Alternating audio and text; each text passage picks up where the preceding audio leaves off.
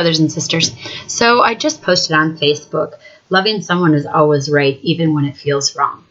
And somebody had commented underneath that, how do you not regret loving somebody? Well, brothers and sisters, I want to talk about what love truly is and an in-depth look at how can we take away that quote-unquote regret that we had for loving maybe people of the past. Well, the first thing that we need to acknowledge is that there are two driving motions within this reality. We have a lot of emotions, but the two that trump everything is love and fear. And we need to acknowledge love and fear first when we're looking at where we loved in the first place. Was it love that we were experiencing or that the other person was experiencing? Or was it fear? So let's take a look at what love and fear do to the soul. Love comforts. Fear is uncomfortable. Love builds where fear destroyed. Love covers where fear exposes. Fear screams, love whispers. Fear attacks, love protects. Fear distrusts, love trusts. Fear tells, love listens. Fear doubts, and love believes.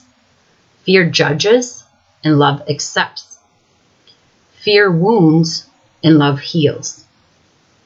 So first, take a look at that description. And I'm sure you can add many more onto yourself. These are just the ones that I came up with.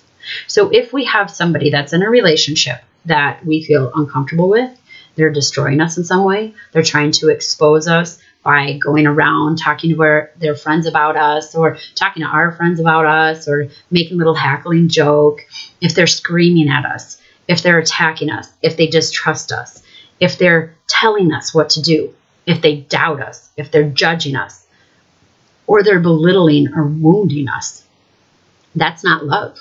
That's fear, which means that you were never in a loving relationship with that person to begin with. You were in a fearful relationship with that person. Now, if you are in a loving relationship, you're going to want to build lives together. You're going to want to cover up hurtful moments that that person has told you. You're going to talk. You're going to whisper. You're going to protect that person. You trust that person. You believe in them in everything that they do. You accept them in every angle that they are. And maybe instead of trying to change them, give them advice on ways to make themselves better. We help heal when we're in love with people, and we help comfort. So what state of the relationship were you really in? Now, if you're looking at a person and you're saying, yeah, I was trying to build them up. I was trying to help them. I was trying to heal them. I was doing the best that I could do. And I was giving them all the tools that I had within me, but they kept rejecting me. They kept going away from me. They were putting up walls. They were putting up blocks. Then you know what? You were doing everything right. But what happened is that person, although they maybe said, I love you, they don't know love. They just don't know it. They don't understand it. And it's something that is very fearful to them. Now, we wouldn't think that people go into a state of fear when we love them, right? Because if we're in a happy state of love, we accept the fact, or we think that people are going to accept the fact that we're going to nurture and care for them. But not all of us were born that way. Not all of us, well, we were all born with the ability to love. I should say that, but we weren't all raised that way. I will tell you that for me, growing up, love was fearful. Love was a weapon that you used against each other. Love was a competition. It was nothing that was healthy. It was nothing that was healing. It always hurt me. And it hurt me to talk to certain family members because of the amount of judgment, because the amount of attacking that they would have on me.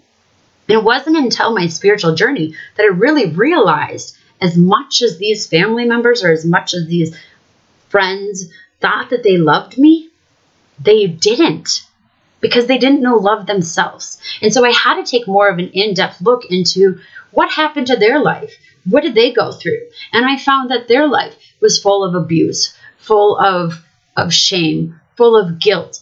And they were guarded, they were controlled and not able to be themselves. And so they themselves weren't placed in a place where they could be loved or they could be nurtured. Now, going into relationships, for me, I can say personally, before I started my spiritual journey, going into relationships, it was fun. It was adventurous. I loved the thought of being in love. I loved being in lust. But getting down to that deeper connection, that closeness of actual love, that scared the hell out of me.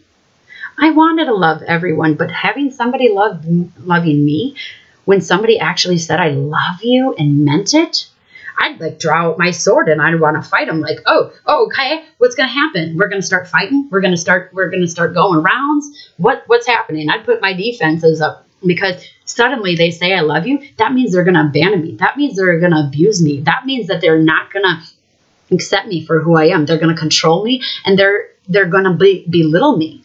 And so every time that somebody would say, I love you, I jumped into that state of fear right away. And you know what I would do in relationships? Suddenly I would start to judge them. I would attack them. I would scream. I would expose them. I would tell all my friends what they were doing and all of the bad things that they were doing, so that I could get my friends to say, oh my gosh, he's such a horrible guy. And then I would have affirmation myself. Yeah, he is horrible, right? And then I would talk myself into all of these different ways of why it was a horrible person to be with. And I would start all these fights, and I would get it to the point where I would say, you cheated, you're going to abandon. And I would say it daily to the point they actually did it. And then you know what? I was right. They take the blame, and I can leave the relationship. Fine. But I tried my best, right? No, I really never tried my best. And realistically, I never even gave them the benefit to try to love me, because I went into that fearful state. So when you come into that state where somebody is saying, I love you, and you get scared, use the words, I like you. I learned that when I started to say, I like you, that was so much more happiness. That was so much more growth for me, because like had never been hurt. I like pizza. I like music. I like books. I like all of these things, and they're all great experiences for me. So what I started to do is acknowledge the fact that I did not know how to love, and I did not know how to accept love, but I knew how to like people, and I knew how to accept liking. So when I went into my relationship, that's what I started out with. And my now husband and I would say the words, I like you too. And it got to a point where we couldn't say I like you anymore, because we knew what that feeling was. And the words just came out, I love you. But by then we had already gained an experience. We had already worked together. We had already gained that trust, the protection, that bond. We already believed in each other and accepted each other. And we were already on that healing path, that by the time we actually introduced the word love, it came in a healthy state, in a way that both of us were ready to accept it.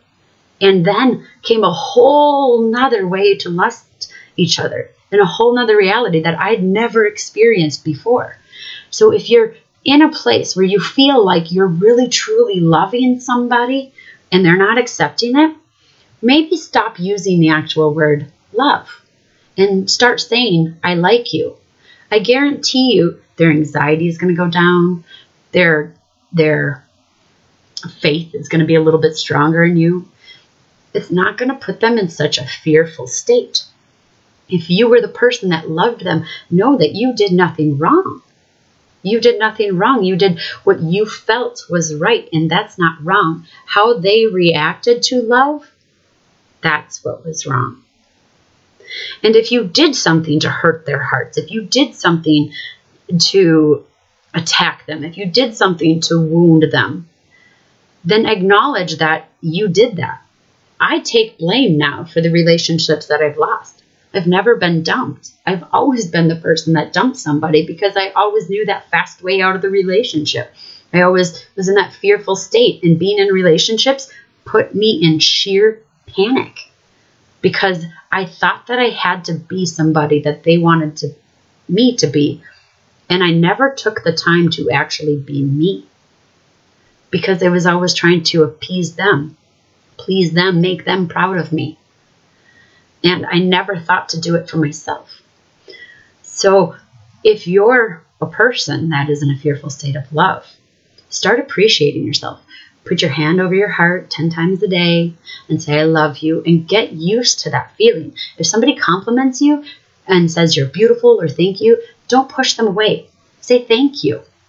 And just get used to that, because love is an uncomfortable frequency. Is when you've been in that sadness and that fear and that shame and the guilt and all of those low vibrations for so long. Love is a very high frequency, and your body and your cells actually go through an adjustment period of trying to get up there. And in doing so, it throws your body into a state of what feels like panic, because the heart, like the Grinch, is actually growing and you're getting more oxygen. The lungs are actually expanding. You're getting more oxytocin, dopamine, norepinephrine, epinephrine, serotonin, melatonin. All of these hormones are now being received into your body and sending you into a euphoric state. And when you're in a state of suffering, that euphoric state is kind of scary. That numbness, that not feeling that pain anymore, it's scary, because when we're in that low vibration, when we're in the sadness and the shame and the guilt and all of that stuff, it becomes comfortable because we know it, right? If I knew that love was going to hurt me all the time and I just started arguments, then I'm like, I'm right. I know it. But loving somebody, truly loving somebody, means that you have no boundaries. You have no limitations, which means you have no path. It's not the same day every day. It's not arguing every day. It's new adventure every day. And sometimes that unsurety is what holds people back, because when you love, you just give yourself freely. It's like jumping off a cliff and hoping that you land in the water, right? In a nice, safe place. But that jump, that's very hurtful to people. So know yourself, know your bounds. But brothers and sisters, love is the #1 drive of the entire universe. It's what us humans came to do. And when we lack love, we become hurtful, negative, fearful. We become enraged. We become depressed. We have anxiety. When we lack that human connection, that heart to heart, we pull ourselves away in loneliness. We feel weak, abandoned. There's so many emotions that need to be addressed in that person. So if you truly, truly, truly love them, sit down with them, work your way through it. Ask them, why are you so upset? And then help them through that. Were your parents not as supportive? Well, okay. Let's look at that and see that maybe you didn't feel loved by your parents, but how did your parents feel about their parents? And was this just something that they were never taught? Was it this lover that you had that hurt you so badly? What was their upbringing like? How did society treat them? And take a look at them, because soon we stop hating those that we once loved, and instead we have empathy for them, because we acknowledge the fact that they have yet to receive the grace and the glory and the mercy that love has to offer. And instead, they stay in a cage or in a jail cell of torment all of their life. And so we can't hate them. We can't regret loving them. We can't regret giving them the light that they did deserve. Just because they hurt you does not mean what you did was ever wrong. Keep loving, keep expanding, and keep telling people that they're worth it, that they deserve it. And allow them to see, show them ways that they can appreciate themselves, so that they can grow into a place where they have space for you in their lives. Because we could tell people, I love you, I love you, I love you, every day of our life. But teaching somebody how to love, that's completely different from telling somebody that you do love. So take a step back, acknowledge where your relationship is, have goals of where you want to go, where you want to be, and take a look. Are you in the fearful state or are you in the loving state? And if you're in the fearful state, Why are you in the fearful state? What happened? Is it resentment towards that person? Or is it fear because of something that you had in the past? Brothers and sisters, I hope this helps you out. I love you. Namaste.